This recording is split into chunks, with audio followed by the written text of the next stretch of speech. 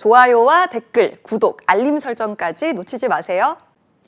뉴스 속 경제 이슈는 더 쉽고 깊게, 최신 고용 동향은 더 빠르게 전해드리는 고용브리핑 365 시간입니다.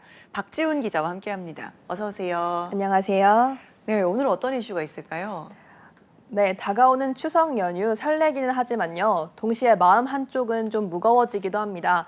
추석 연휴를 앞둔 시점인 만큼 계속 오르는 장바구니 물가가 심상치 않기 때문인데요. 정부는 10월 이후 물가가 다시 안정세를 되찾을 걸로 전망하는데 가능할까요?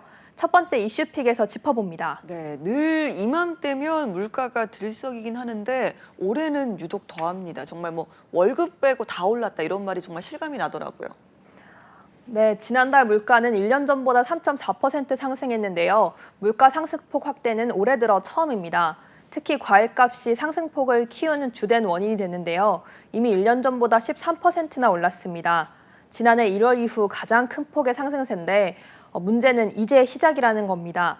추석이 있어서 과일 가격도 종류와 상관없이 전반적으로 높을 거란 전망이 나왔습니다. 네, 벌써 가격이 심상치 않습니다. 요즘 장 보러 가면 이렇게 많이 오르는 과일 가격 때문에 깜짝 놀란 분들 많으실 것 같은데요. 그래서인지 금사과 이런 말도 나왔잖아요. 네, 특히 추석 성수품인 사과값 상승세가 눈에 띄는데요. 이번 달 10kg 기준 사과값은 최대 74,000원으로 1년 전에 2.6배로 뛰었습니다. 배는 1.7배, 포도는 1.6배가 됐고요. 하지만 이건 시작에 불과합니다. 한국농촌경제연구원은 1년 전보다 사과값이 최대 161% 상승할 거란 전망을 내놨고요. 다른 과일들의 전망치도 비슷합니다. 배도 지난해보다 최대 67.7% 비싸지고 포도도 품종마다 오르는 비율의 차이가 좀 있을 뿐 24%에서 60%까지 오를 걸로 예측됐습니다. 네, 이렇게 과일 가격이 줄줄이 오른 건 역시나 유독 길었던 장마 또 폭염 때문일까요?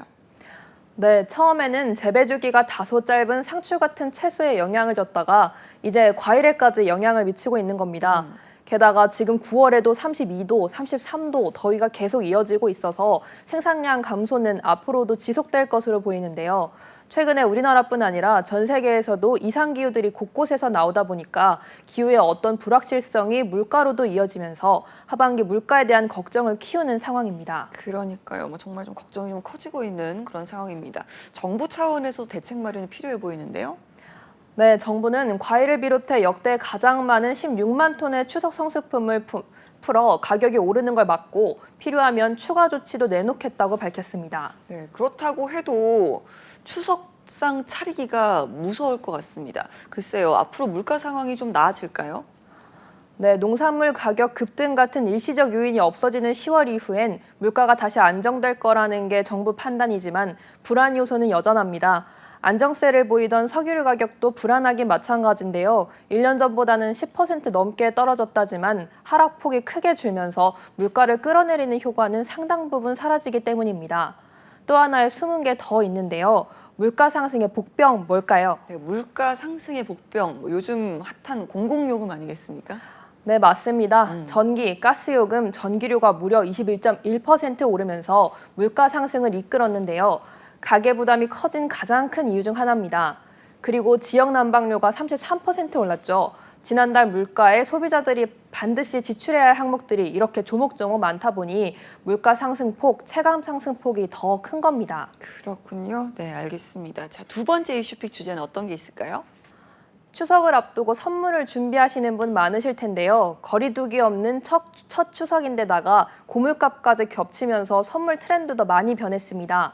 불황 속 추석 선물 씀씀이도 양극화가 뚜렷해지고 있는데요. 제대로 마음을 표현하고 싶어도 대부분에겐 좀 부담인데 반대편에선 억대 상품까지 등장했는데요. 야, 억대 상품이요. 너무 과한 거 아니에요? 네, 추석을 대비해 백화점은 프리미엄 제품 물량을 대폭 늘렸는데요. 수천만 원 상당의 최고급 위스키와 와인이 등장했고 수백만 원의 한우 세트 종류도 늘어났습니다. 보통 비싼 수산물 하면 굴비 먼저 떠올리시죠? 네. 그런데 요즘은 굴비 대신 새우와 랍스터가 사과와 배 대신에 샤인머스켓 등 이색 과일 매출도 크게 뛰었다고 합니다. 네, 정말 지갑이 좀 얇아진 분들 도저히 감당하기가 어려울 것 같은데요. 또 한쪽에서는 가성비 선물이라고 하죠. 이런 것들도 어떤 게 인기를 끌고 있을까요?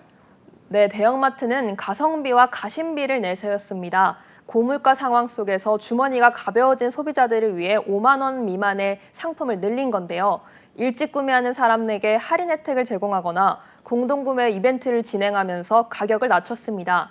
3년 만에 찾아온 엔데믹 명절, 코로나19 이후 뚜렷해진 소비 양극화 현상이 추석 선물에도 영향을 주면서 그대로 반영되는 모습입니다. 예. 자, 돌이켜보면 코로나19 당시에는 위생 관련 용품들이 이색 선물로 인기가 많았던 기억이 나는데요. 올해 선물 트렌드는 어떻습니까? 네, 유통업계는 올해 추석 선물 세트 키워드를 가치 소비와 친환경으로 보고 다양한 상품 준비에 나섰는데요.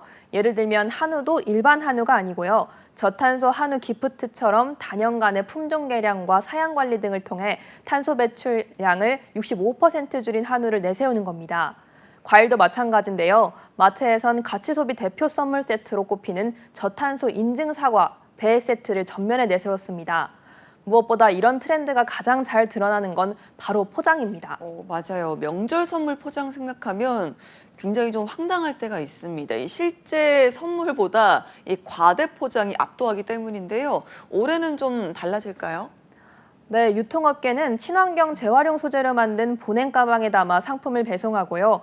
과한 선물 포장도 덜어내고 실속 있고 친환경 소재로 준비하는 경우가 늘었습니다. 네, 자, 아직 선물을 고르지 못하고 또 고민하고 계시는 분들 많을 것 같은데요.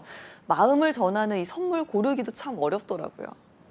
네, 그래서 알찬 데이터 하나 챙겨왔습니다. 한 유통업체에서 20에서 40대 1000명을 대상으로 한 조사인데요. 가장 받고 싶은 선물 1위는 바로 육류였습니다. 세대별로 20대에서 40대까지 고른 분포를 보였는데요. 육류 말고 다른 식품 선물 선호도 순위는 연령대별로 조금 차이를 보였습니다. 20대는 육가공품과 건강식품, 과일류 순으로 선호했고 30대는 과일류, 육가공품, 건강식품 순, 40대는 건강식품이 단연 1위였습니다.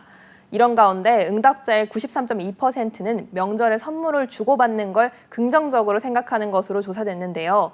그런 만큼 마음을 전할 작은 선물을 챙겨보시면 좋을 것 같습니다. 네, 알겠습니다. 자, 풍요로운 추석 보내기 올해도 쉽지 않을 것 같은데요. 그래도 엔데믹 이후 처음 찾아온 추석입니다. 이 마음만큼은 풍요롭게 보낼 수 있기를 기대해 보겠습니다. 오늘도 박지훈 기자와 함께했습니다. 고맙습니다. 네, 지금까지 고용브리핑 365였습니다.